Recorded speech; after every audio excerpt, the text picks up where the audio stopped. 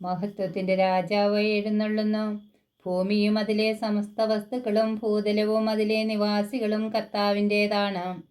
സമുദ്രങ്ങൾക്ക് മുകളിൽ അതിൻ്റെ അടിസ്ഥാനം ഉറപ്പിച്ചതും നദിക്ക് മുകളിൽ അതിനെ സ്ഥാപിച്ചതും അവിടുന്നാണ്.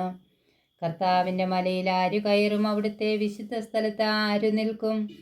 കളങ്കമറ്റ കൈകളും നിർമ്മലമായ ഹൃദയവും ഉള്ളവൻ, മിഥ്യയുടെ മേൽ മനസ്സ് പതിക്കാത്തവനും കള്ളസത്യം ചെയ്യാത്തവനും തന്നെ.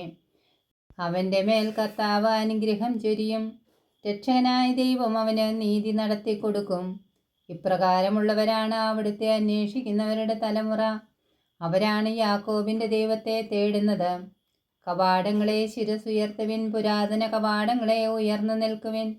മഹത്വത്തിൻ്റെ രാജാവ് പ്രവേശിക്കട്ടെ. ആരാണ് ഈ മഹത്വത്തിൻ്റെ രാജാവ്?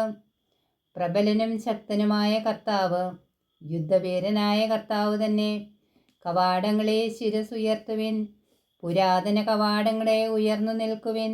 മഹത്വത്തിൻ്റെ രാജാവ് പ്രവേശിക്കട്ടെ. ആരാണ് ഈ മഹത്വത്തിൻ്റെ രാജാവ്?